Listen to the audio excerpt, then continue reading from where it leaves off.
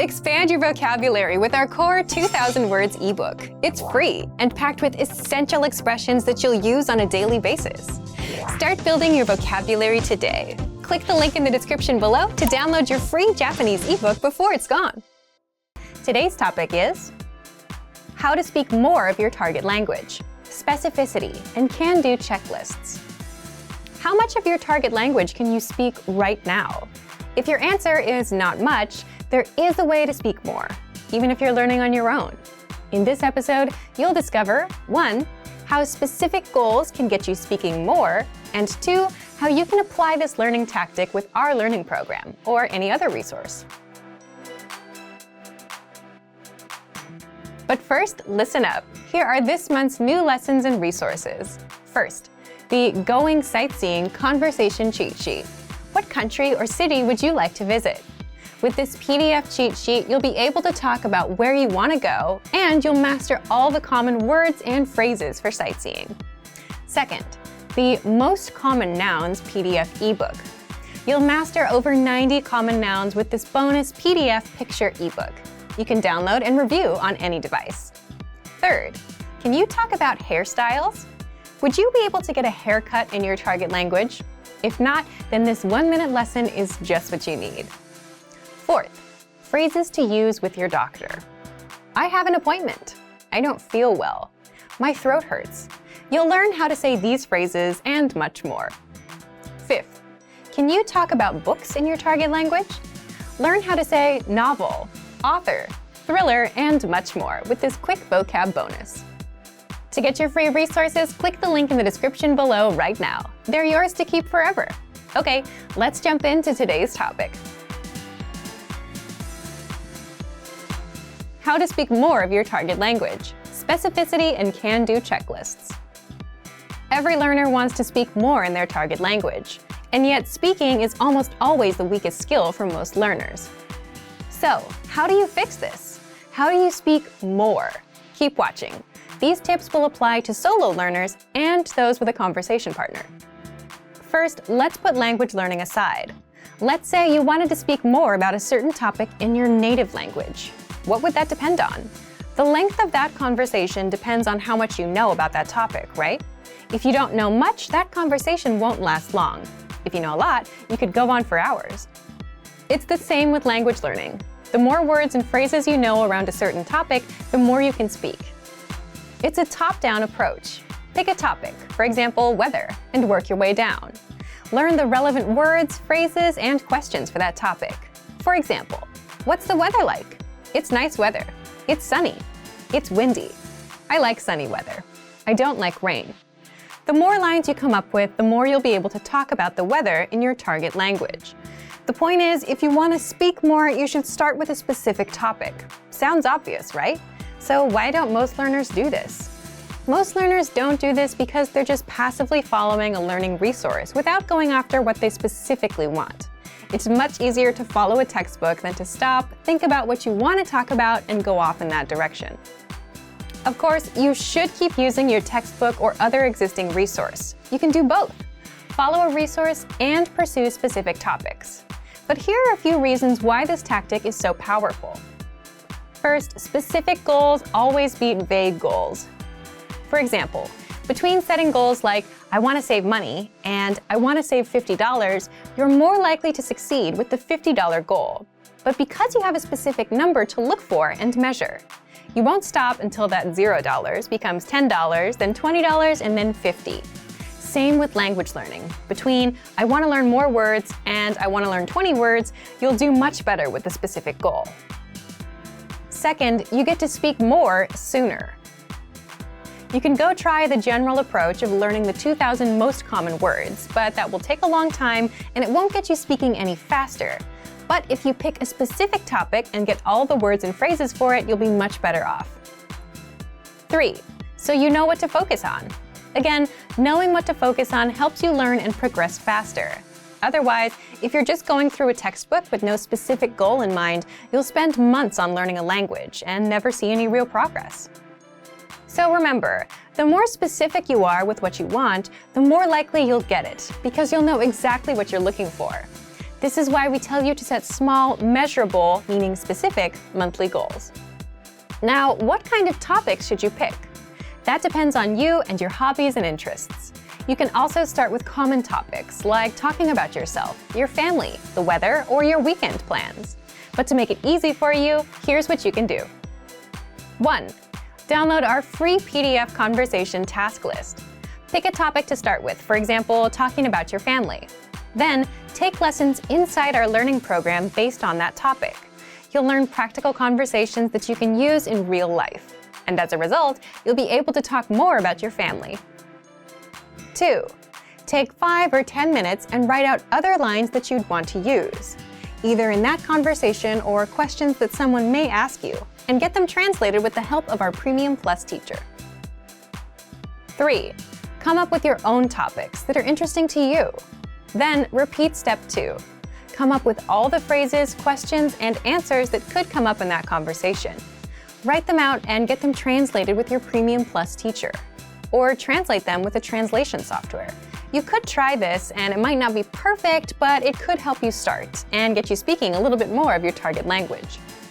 The goal here is to be able to talk more about a specific topic, and as a result, speak more of your target language. So thank you for watching this episode of Monthly Review. Next time, we'll talk about what's your real reason for learning a language? If you enjoyed these tips, hit the like button, share the video with anyone who's trying to learn a language, and subscribe to our channel. We release new videos every week. And if you're ready to finally learn language the fast, fun, and easy way, and start speaking from your very first lesson, get our complete learning program. Sign up for your free lifetime account right now. Click the link in the description. See you next time. Bye! If you're learning a new language, there will be times when you'll struggle with the lesson, when you won't fully understand what you've learned, when you'll be in a rut, or when you just won't feel like you're making any progress. And that's totally normal. In this video, you'll learn what to do if you're not learning, and how to overcome language learning struggles. Let's begin. Number 1. Understand the mindset of a successful learner. Some learners are more successful than others. A key difference between successful learners and less successful learners is in the way they approach problems. Some learners rely completely on a learning program. If there's a grammar rule or word they don't understand, they get frustrated and blame the program. They don't look for solutions. Successful learners approach problems a little differently. If they encounter a problem, they look for a solution or ask for help instead of getting frustrated. You may feel frustrated at times, especially if you're a beginner, but how you choose to react will make all the difference. Number 2, set small, measurable, realistic goals with a deadline. Most learners fail because they set big, vague goals, like, I want to be fluent. When they realize they have no idea how to do that, they lose motivation and quit. The solution to this? Set small, measurable, realistic goals with a deadline. For example, finish 10 audio lessons by the end of this week. Learn 20 words by the end of this week. Speak 1 minute of conversation by the end of this month. Listen to lessons for just 5 minutes a day, every day this month. Now your goals are small and realistic enough to accomplish. They're specific and measurable, so you know when you reach them, and the deadline gives you a finish line. For example, either you learned all 20 words by Friday or you didn't.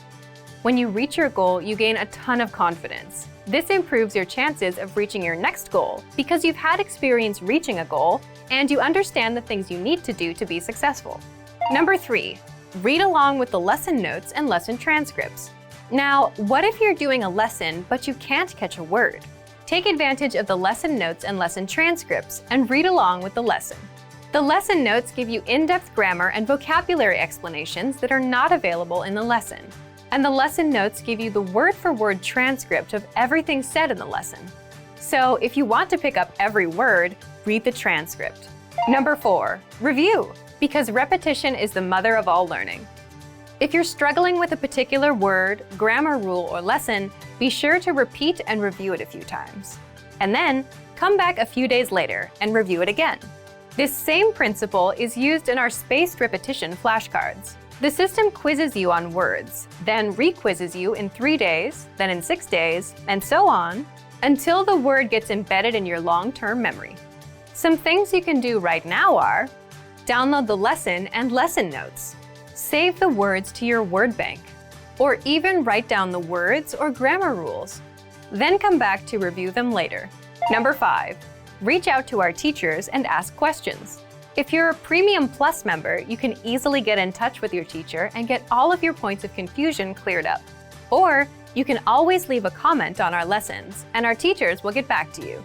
Remember, you're not alone. If you're struggling with a lesson, you can always get in touch with us. Number 6. Take a break and go do something else. Another thing you can do is take a break and do something else that doesn't require much thinking. There's a reason our best ideas come while in the shower or while taking a walk. While you're on a break, your brain is more relaxed and starts making connections that you couldn't see when you were focused and stressed out. It's also why coming back to review things with a fresh mind can help you better understand the lessons you've taken. Number 7. Downgrade your learning routine. If you're studying for 30 minutes a day and find yourself overwhelmed, or if you suddenly find yourself busy, the best thing to do is to reduce your study routine to something easier and more manageable. If you've been learning 30 minutes a day, drop down to 10 or 15 minutes. Even 5 minutes is good enough because language learning success comes with consistency. Quitting and coming back every 3 months won't work. This brings us to our next point. Number 8. Remember, learning a language is a marathon, not a sprint. Think about it. You can't cram for 5 hours and expect to remember everything you've studied. So just like with a marathon, it's okay to go slow and at your own pace, even if you're learning for just 5 minutes a day. Similarly, if you're having trouble understanding a grammar point or a lesson, don't let it bring you down. Learning a language is a marathon, a long-term game. The little points of confusion you have now are just small obstacles, and you'll fully understand them with time. So, if you're ready to finally learn a new language the fast, fun, and easy way, sign up for your free lifetime account by clicking on the link in the description. Signing up takes less than 30 seconds, and you'll start speaking from your very first lesson. If you enjoyed these tips, hit the like button, share the video with anyone who's trying to learn a new language, and subscribe to our channel. We release new videos every week. I'll see you next time. Bye! When learning a new language, we sometimes have a hard time with things like procrastination, discouragement, or failure. But don't panic. With a good strategy, you'll be able to overcome these difficulties. Are you ready to discover the 4 habits of successful learners? Number 1. Optimize your time. When learning a language, it's important to dedicate time to your studies regularly, even if sometimes it's difficult. You're busy with school, work, family, or friends, but you can spread out your learning throughout the day. Study whenever you have small gaps of time in your busy schedule. This can be when you're on the metro, on your lunch break, or while you're exercising. Our podcast learning format fits perfectly into your tight schedule. Number 2. Consistency with your chosen method. There are a lot of options when it comes to courses and learning materials. Switching from one method to another can confuse you and disrupt your progress.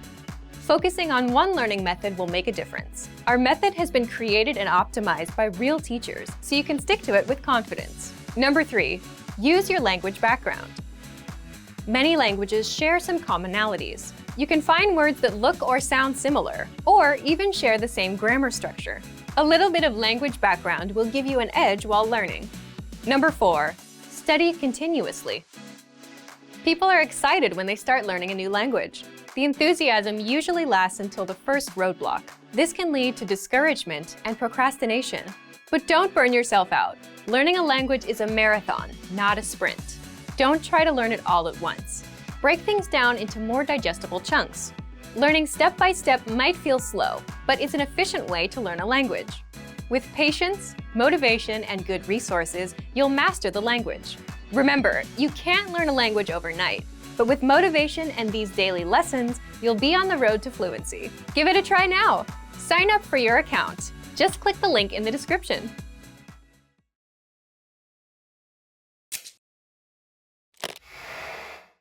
Hi everybody, Hiroko here. Welcome to Ask a Teacher, where I'll answer some of your most common Japanese questions. The question for this lesson is, should I use sumimasen or gomen nasai? So, When you want to apologize, you know the common phrase is ごめんなさい. However, you may also know that すみません means I'm sorry as well. So, when should you use what? It all depends on who you're speaking to. すみません is the more formal word. It comes from an expression すまない meaning words are not enough to apologize what I've done. You can use this in business or public space. Please note that people don't usually use this with their family and friends. By the way, when you want to express a sincere apology to your boss and clients, 申し訳ありません is commonly used. You can use ごめんなさい or ごめん with your family and friends. Please note that ごめんなさい is not usually used in business occasions. ごめん is even more casual. So, what do you say when you break a cup at a cafe and want to apologize to the waiter? Unless the waiter is one of your friends, you would say すみません because you want to show your apology but you see him or her in public space. You could say ごめんなさい here, but すみません is more common. Okay, one more example. You're running late for a meetup with your friend. When you finally arrive, you would say 遅れてごめんなさい meaning sorry, I'm late.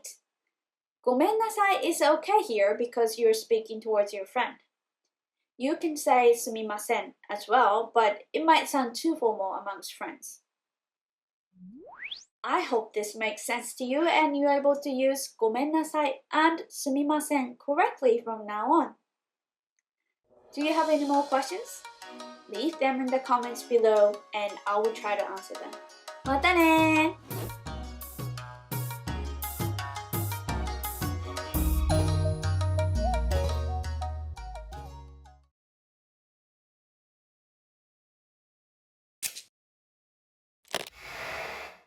Hi everybody, Hiroko here. Welcome to Absolute Beginner Questions Answered by Hiroko, where I'll answer some of your most common Japanese questions. The question for this lesson is, should I be using watashi? In Japan, there are many words for talking about oneself. For example, watashi, boku, ore, and so on. Therefore, you might be confused about which is the most appropriate one. Is there a difference between how a boy and a girl say I? Wouldn't the use of watashi be incorrect for males? Let's think about the differences between watashi, boku, and ore. In formal or polite context, watashi is gender neutral. However, when it's used in informal or casual context, it is usually perceived as feminine. Boku is used by men and young boys. Ore is also used by a man a lot. It can be seen as rude depending on the context. It establishes a sense of masculinity and emphasizes your own status when you use it with your peers and with those who are younger or who have lower status. Among close friends or family, using it is a sign of familiarity rather than masculinity or of superiority.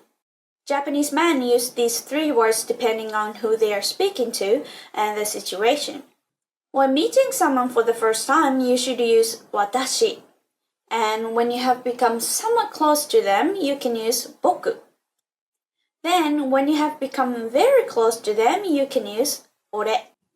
In a woman's case, watashi can always be used whenever, wherever, and with whomever you speak. And here's one more word to mean I. Watakushi. Watakushi is the humble word for I, and it is an extremely polite version of watashi. People don't use it often in daily conversation, but it is often used in the service industry when staff members talk about themselves while talking to guests. Also, it's used in other formal situations such as in a business setting. Since it is a gender-neutral word, both men and women can use it.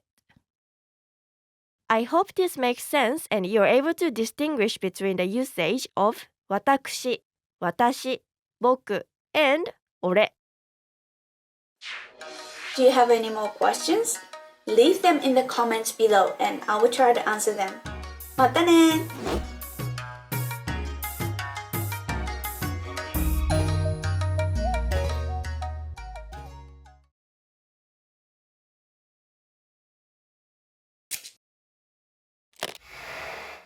Hi everybody, Hiroko here.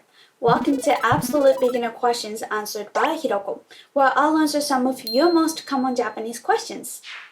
The question for this lesson is, what's the difference between お願いします and ください? When you want a bottle of water, you can use both 水をお願いします and 水をください. But are they exactly the same? Can you use them interchangeably all the time? Both ください and お願いします are used when making a request for items. ください follows the object and the particle を like 水をください. お願いします can be replaced with ください when you want an object.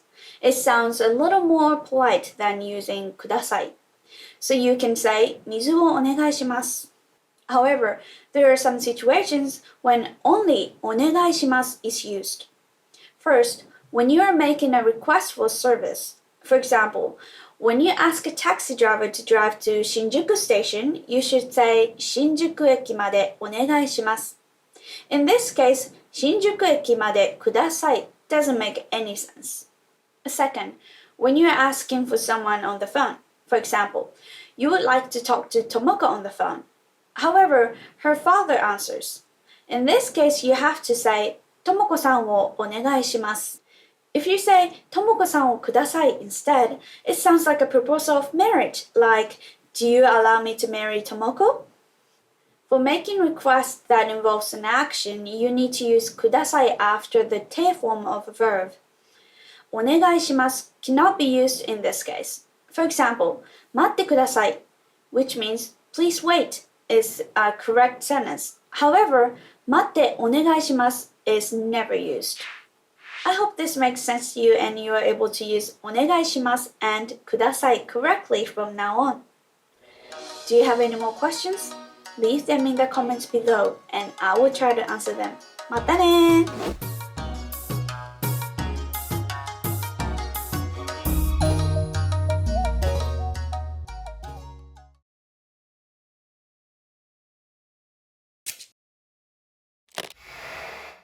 Hi everybody, Hiroko here. Welcome to Absolute Beginner Questions Answered by Hiroko, where I'll answer some of your most common Japanese questions.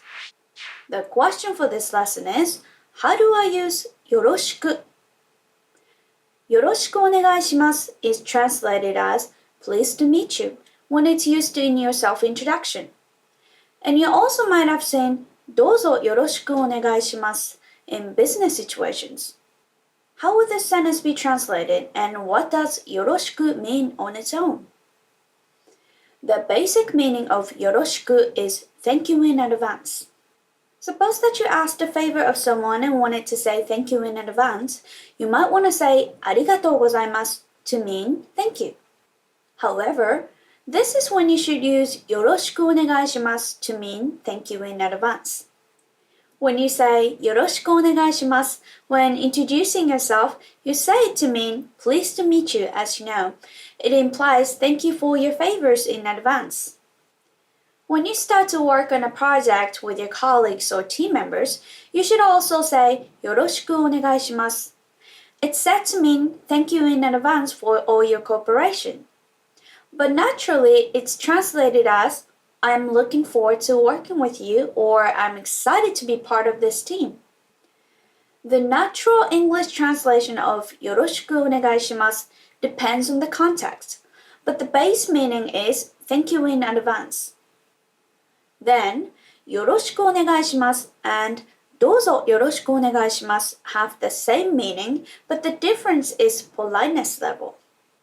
We have a rule saying that the longer, the more polite. So, どうぞよろしくお願いします is longer than the other, making it a more polite expression.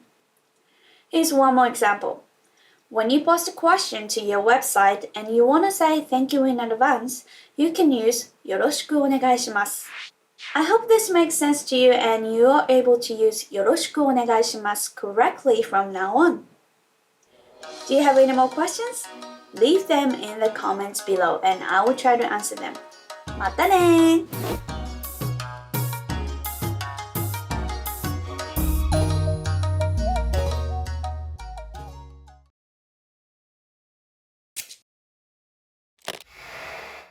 Hi everybody, Hiroko here. Welcome to Absolute Beginner Questions answered by Hiroko, where I'll answer some of your most common Japanese questions.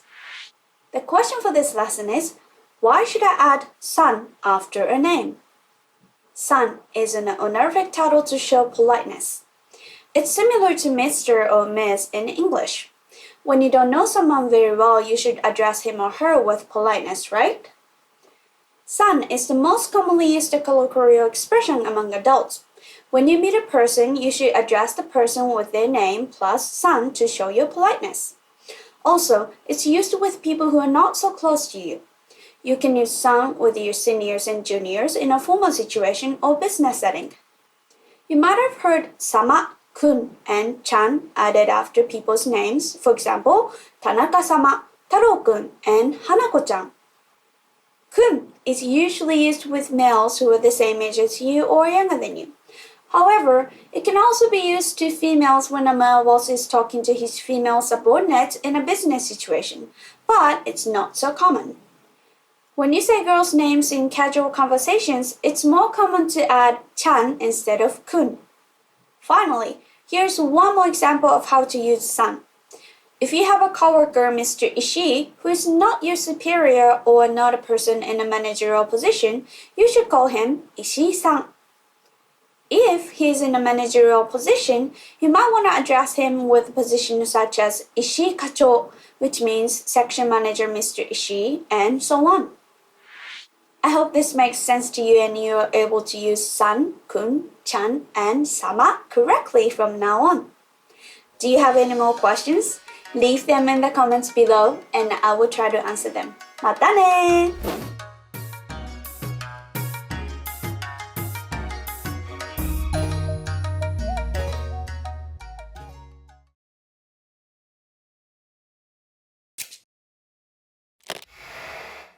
Hi everybody, Hiroko here. Welcome to Absolute Beginner Questions answered by Hiroko, where I'll answer some of your most common Japanese questions.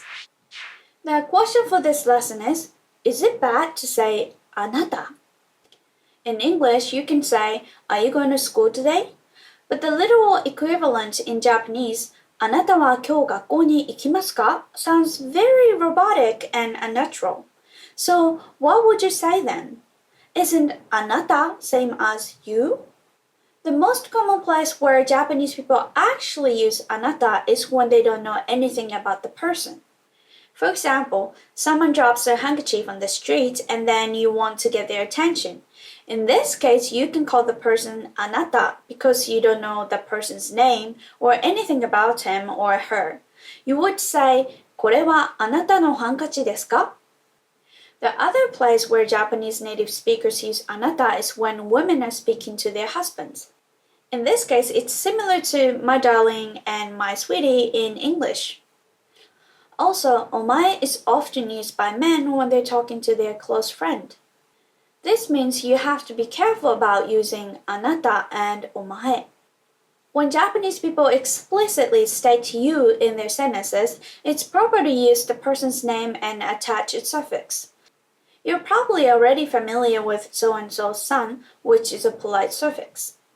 If you use anata with someone who you know, it's kind of rude. So it's better to use name plus san.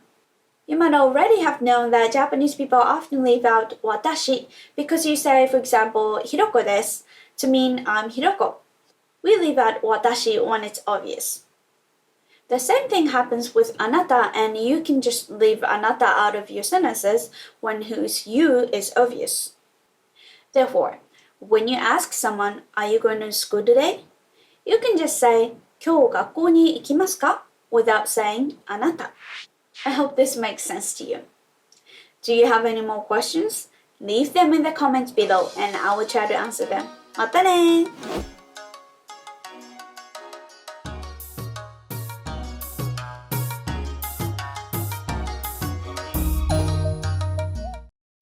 Welcome to Fun and Easy Japanese with JapanesePod101.com.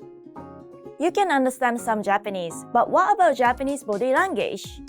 Konnichiwa, Risa desu. Hi everyone, I'm Risa. In this video, you learn about 11 Japanese body gestures.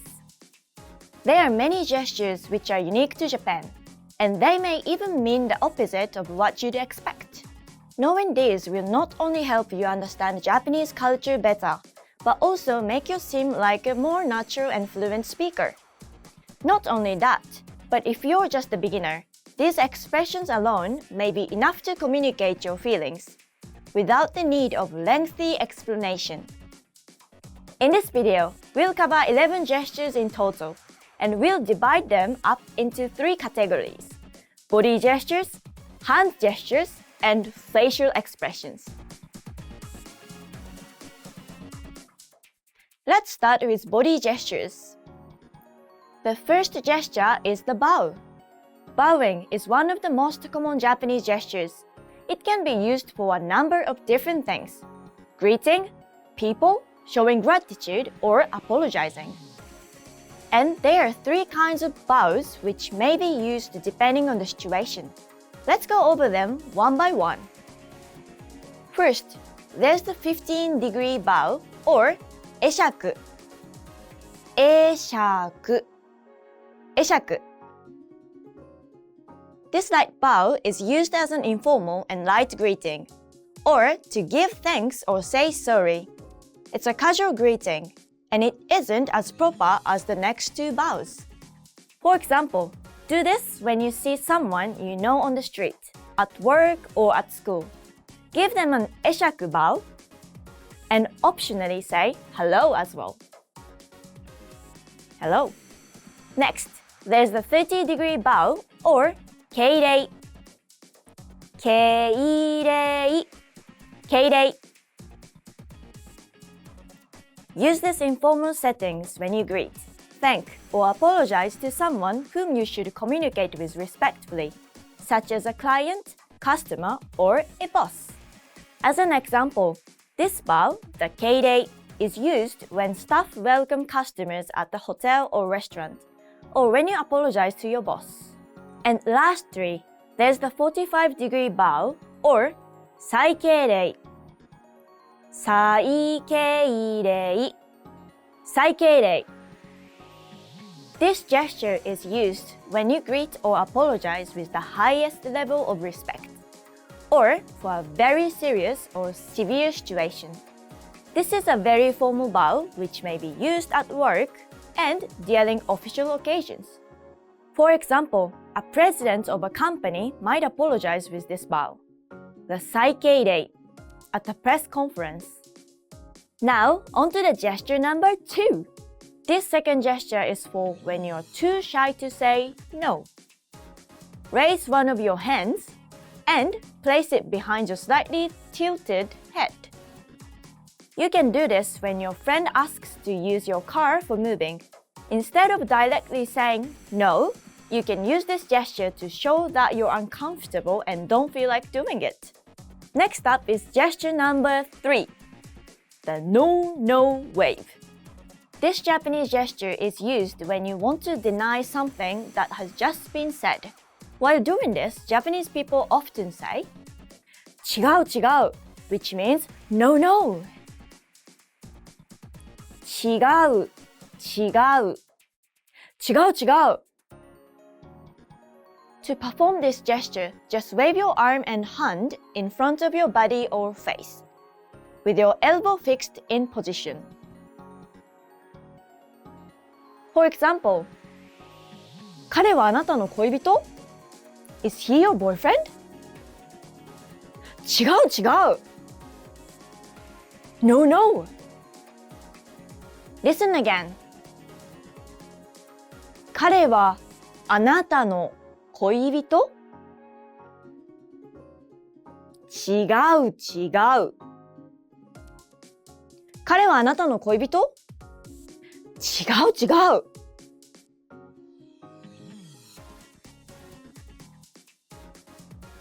Let's move on to hand gestures. Gesture number 4 is pointing to your nose. The meaning of this gesture is me? This gesture is used when you want to confirm that you're the person someone is talking to. In Western countries, people usually do this by placing their index finger on their chest. Japanese people, however, place it on their nose instead. For example, この問題に答えてください。Please answer this problem. 私ですか ?Me? この問題に答えてください。私ですかこの問題に答えてください。私ですか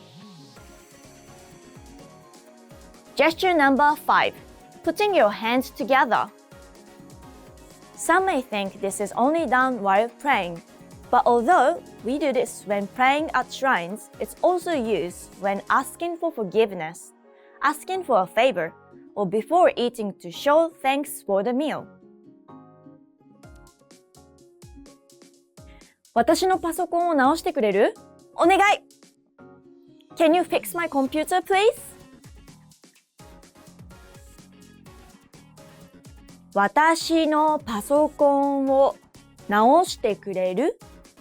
お願い。私のパソコンを直してくれる？お願い。Gesture number 6. Crossed index fingers. This means, check please at the restaurant. This is done by crossing your index fingers in front of your face when looking at the waiter. Please keep in mind that this is a very casual sign, so you shouldn't do this at a very nice restaurant. For example, お水とお会計をお願いできますか Can you bring water and the check, please? お水とお会計をお願いできますかお水とお会計をお願いできますか Gesture number 7. The come hand wave. This gesture means come here and it's used when you call someone over. Although this gesture is the other way around in other cultures, with the palm facing up. In Japan, we do this with our palm facing down and toward the person you are calling over. Please keep in mind that this gesture is used in a casual situations, so it would be impolite if you do this to your boss or to the elderly. For example, おーい、こっちだよ、おいで。Hey, we're here, come over.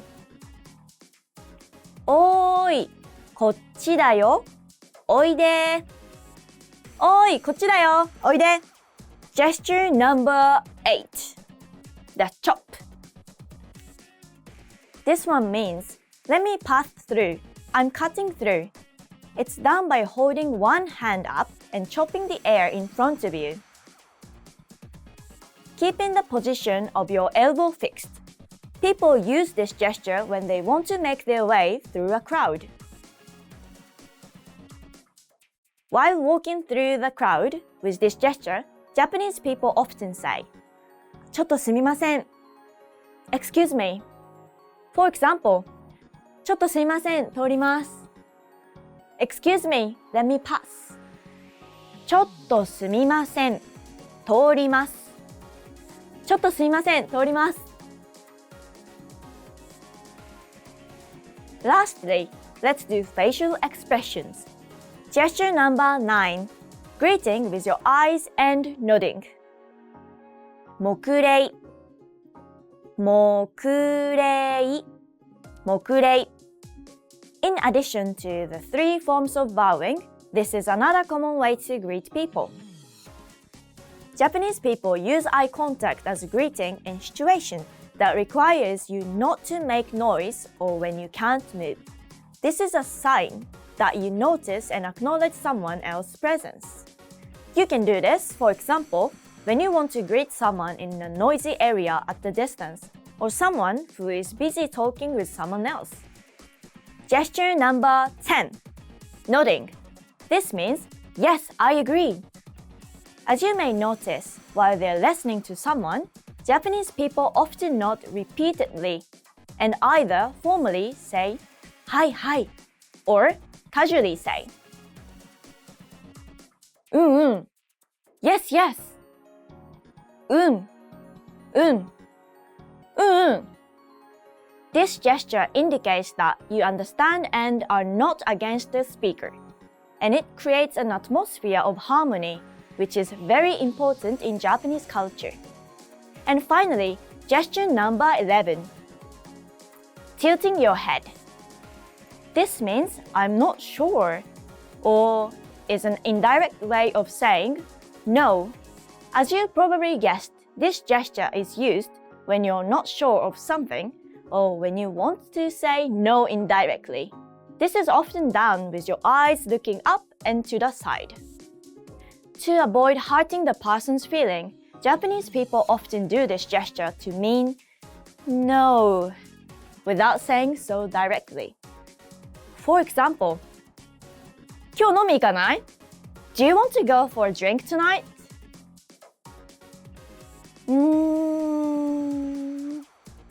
今夜飲みに行かない? 今夜飲みに行かない?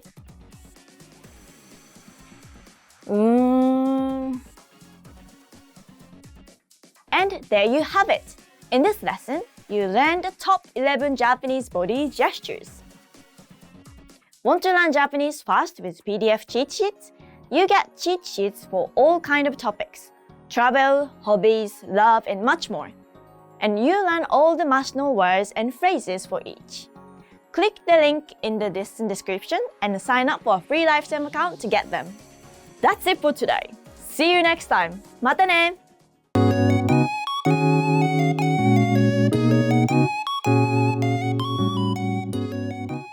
Are you struggling to understand conversations in your target language? This video will improve your listening skills using practice dialogues. How do you know if your language skills are improving? Our team of teachers have designed a free quiz to determine your actual learning level. So click the link in the description to get your free assessment and unlock lessons that are right for you. In this lesson, you'll listen to a dialogue with the text. Second, you'll review the key vocabulary, followed by the English translations. And finally, you'll review the dialogue with the text again to master what you learned. First, listen to the dialogue with the text on the screen. いらっしゃいませ。何名様ですか? 4人です。禁煙席と喫煙席、どちらがよろしいですか? 禁煙席をお願いします。はい。では、こちらへどうぞ。窓側の席でもいいですか? はい、大丈夫です。どうぞ。Now you'll hear the key vocabulary, followed by the English translation. 喫煙 smoking, 禁煙 non-smoking, 側 beside, 窓 window. Finally, let's review the dialogue again. See if you can understand more this time. いらっしゃいませ。何名様ですか? 4人です。禁煙席と喫煙席、どちらがよろしいですか? 禁煙席をお願いします。はい。では、こちらへどうぞ。窓側の席でもいいですか? はい、大丈夫です。どうぞ。This is the end of the lesson. In this lesson, you improved your listening and mastered key vocabulary for everyday life conversation. Don't forget to click the link in the description to get your free assessment and unlock lessons that are right for your learning level. Keep practicing and move on to the next lesson.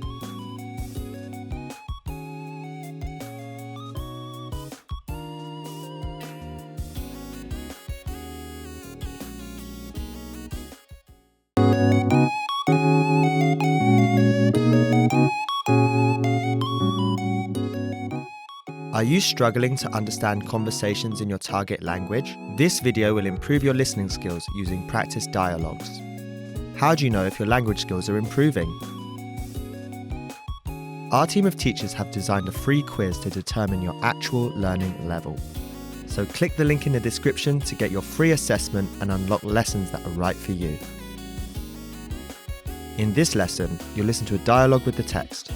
Second, you'll review the key vocabulary, followed by the English translations. And finally, you'll review the dialogue with the text again to master what you learned.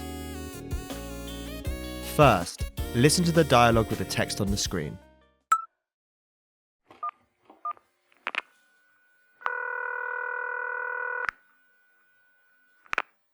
ありがとうございます。ホットピザでございます。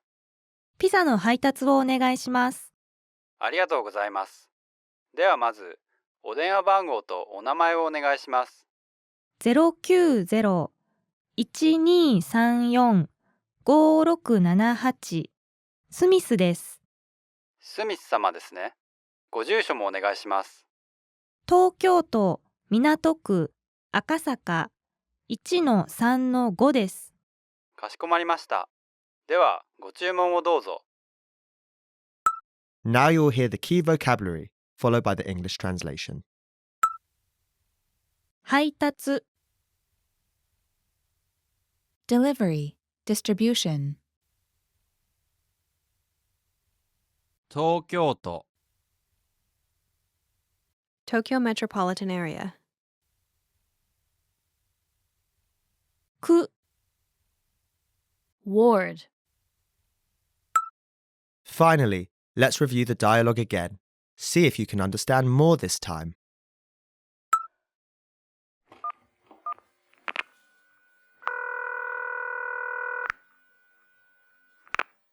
ありがとうございます。ホットピザでございます。ピザの配達をお願いします。ありがとうございます。ではまず、お電話番号とお名前をお願いします。090-1234-5678スミスです。スミス様ですね。ご住所もお願いします。東京都港区赤坂1-3-5です。かしこまりました。では、ご注文をどうぞ。This is the end of the lesson. In this lesson, you improved your listening and mastered key vocabulary for everyday life conversation. Don't forget to click the link in the description to get your free assessment and unlock lessons that are right for your learning level. Keep practicing and move on to the next lesson.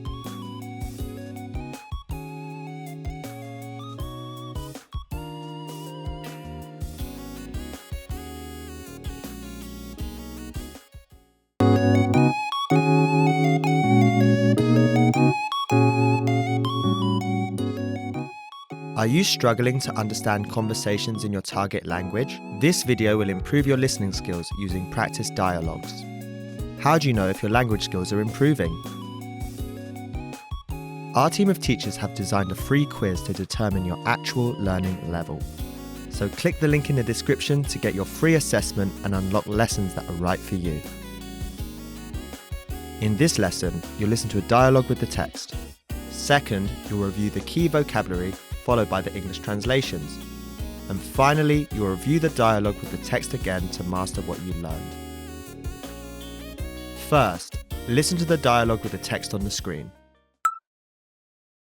では、ご注文をお願いします。照り焼きピザの L サイズを1枚お願いします。はい。ピザの生地はどうしますか？どんな生地がありますか？はい。パン生地タイプの厚い生地とクリスピータイプの薄い生地がございます。じゃあ、薄い方でお願いします。かしこまりました。ご注文は以上でよろしいでしょうか？はい。どれくらいかかりますか？ 40分ほどでお届けします。ご注文ありがとうございました。Now you'll hear the key vocabulary, followed by the English translation. 注文 Order 届ける To deliver, to take, to bring. 方 Type. 厚い thick, 生地 uncooked dough, batter, cloth. 以上 this is all, over. Finally, let's review the dialogue again. See if you can understand more this time. では、ご注文をお願いします。照り焼きピザの L サイズを1枚お願いします。はい。ピザの生地はどうしますか？どんな生地がありますか？はい。パン生地タイプの厚い生地とクリスピータイプの薄い生地がございます。じゃあ、薄い方でお願いします。かしこまりました。ご注文は以上でよろしいでしょうか？はい。どれくらいかかりますか？ 40分ほどでお届けします。ご注文ありがとうございました。This is the end of the lesson. In this lesson, you improved your listening and mastered key vocabulary for everyday life conversation.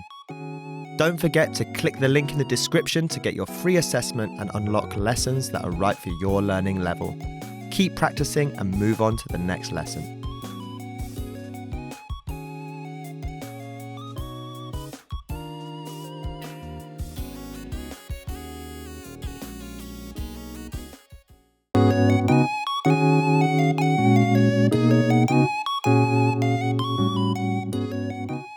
Are you struggling to understand conversations in your target language? This video will improve your listening skills using practice dialogues. How do you know if your language skills are improving? Our team of teachers have designed a free quiz to determine your actual learning level. So click the link in the description to get your free assessment and unlock lessons that are right for you. In this lesson, you'll listen to a dialogue with the text. Second, you'll review the key vocabulary followed by the English translations. And finally, you'll review the dialogue with the text again to master what you learned. First, listen to the dialogue with the text on the screen.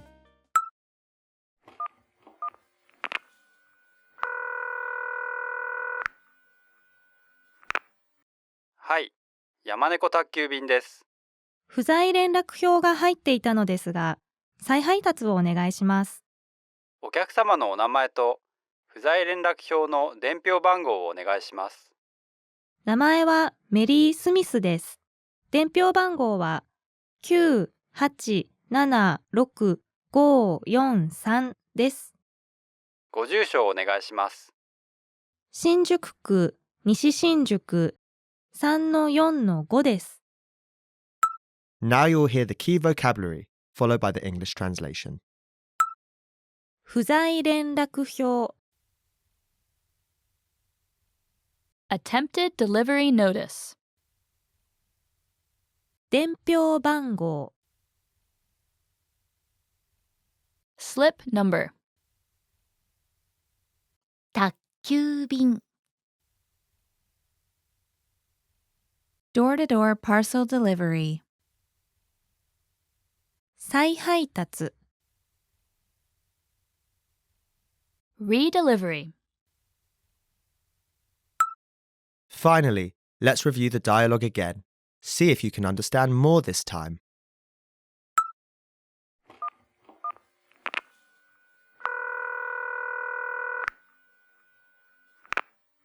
はい。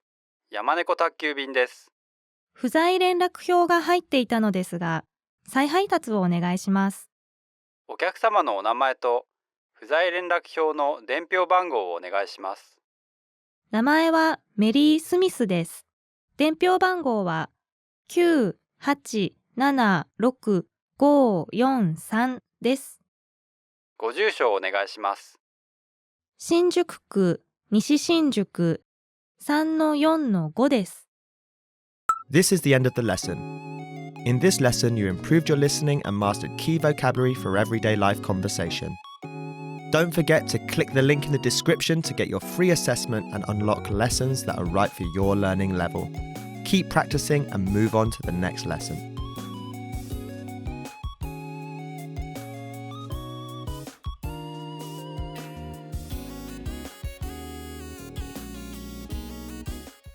Okay, Today's topic is 4 rules for staying motivated with language learning. You're going to learn 1. The mistake people make with motivation, 2. The 4 rules for motivation, and 3. How you can apply the 4 rules to your language learning. Do you wish you were more motivated about language learning? You watch motivational videos, you feel good for a second, but none of it sticks. This lesson may have some tips to help you. First, listen up. Here are this month's new lessons and resources. First, the 24-hour survival phrases cheat sheet. Traveling and want to learn a bit of the language? Then these survival phrases will help you with the first 24 hours. Second, the ultimate listening video master course. How good are your listening skills? Watch this free video master course to more easily understand native speakers. You can download it right now. Third, the 50 most common verbs all beginners must know. Do you know all of these verbs? If not, this lesson will drill the 50 most common verbs into your head. Just use the free audio slideshow tool inside. And fourth, 20 strategies for learning a language at home. Want to learn a language from the comfort of your own home? This 1-minute lesson gives you all the best tactics for learning languages. To get your free resources, click the link in the description below right now. They're yours to keep forever. Okay, let's jump into today's topic. 4 rules for staying motivated with language learning. Want to know how to really stay motivated? Then listen closely to these 4 rules. These rules might be a little different from the advice that you often hear. Ready? Rule number 1. Action comes first. Are you the type of person who prefers to make things happen? Or are you the type that waits for things to happen to you? One of the best ways to stay motivated with language learning is to not think about motivation. Instead, take action and start learning. The mistake that most people make is that they have this backwards. They think they should wait to feel motivated first and then start learning. But really, it's the other way around. First, you do a language lesson. You learn a basic conversation. Then you do another. And then you start feeling like you can do more and learn more. You see results. So results bring motivation. Thinking about motivation does not bring motivation. Thinking about motivation is like reading an article about how to go outside for a run instead of actually going outside for a run. So action comes first. Rule number 2, always have an outside influence. It's very easy to lose motivation if you're learning language alone. So what do? Here are some examples. You get a study buddy, you hire a tutor, you join a meetup group, you plan a trip to a country where people speak that language, or you sign up for a proficiency test like many language learners do. Why do this? Because now you have other people depending on you. You have outside factors that keep you going with the language. For example, if you signed up for a language proficiency test, you know you have a few months to study and you have to take the test on a certain date. Someone is going to pass or fail you. This is a lot more motivating than learning alone. If you're learning with our program, you can get your own teacher with the Premium Plus plan. They'll hold you accountable, send you homework, and give you feedback. If you have a study buddy, well, now you have someone that expects you to show up and improve. And if they're better than you, that should give you extra motivation because you want to be at their level. So get some outside influence. The next rule is rule number 3. Always have a go-to study method. When you arrive at work or the gym, or when you start your homework, you always have that one thing you do first, right? What do? For example, with work, maybe the very first thing you do is check emails. Then you check your tasks for the week. After that, you get started. Well, you need to make the same kind of habits with language learning. You need a go-to study method that you're comfortable with, an easy starting point. And this totally depends on you and your style. Choose something you enjoy. Some people listen to audio lessons. Some people like flashcards. For some people, writing is easy. You can write out song lyrics and translate them. It's up to you. The point is, you should give yourself an easy first step to get you started and get into the flow of learning. If you're learning with our program, you can start with the word of the day email or do a quick 3-minute audio lesson. You can copy out the lesson dialogue, read through the lesson notes, or even easier, just review and re-listen to a lesson you took the day before. If you have your own go-to study method, you're already miles ahead of most learners. Leave a comment and tell us about it. And finally, rule number 4, always be working on something. So here, I want you to stop and think about your friends. Do Do you have a friend that's always up to something? Some project? They're working on a song, or they're making videos. They finish one thing and they start another. Well, if you wonder how they stay motivated, it's because they're always working on something. And this goes back to taking action. If you're not learning or working, you can't stay motivated. So you need to apply this to language learning. How? For example, like I mentioned in part 2 about outside influence, you can make a plan to travel to a country that speaks your target language. Or you can sign up for a language proficiency test. If you do that, you'll have something to look forward to, something to do. If you're traveling, you need to learn travel phrases. If you have a proficiency test coming up, you have to study grammar and do exercises. What else can you do? If you already have a textbook or workbook, make it a goal to finish that book. If you have a learning program, make it a goal to finish it or reach a certain level. If you're using our lessons, make it a goal to finish one learning pathway. Then, when you're done, give yourself something else to do, something to stick with, something to look forward to. So, let's recap. 1. Action comes first. 2. Always have an outside influence. 3. Always have a go-to study method. And 4. Always be working on something. So, thank you for watching this episode of Monthly Review. Next time, we'll talk about how to get a return on your language learning investment. If you enjoyed these tips, hit the like button, share the video with anyone who's trying to learn a language, and subscribe to our channel. We release new videos every week. And if you're ready to finally learn language the fast, fun, and easy way, and start speaking from your very first lesson, get our complete learning program. Sign up for your free lifetime account right now. Click the link in the description. See you next time. Bye!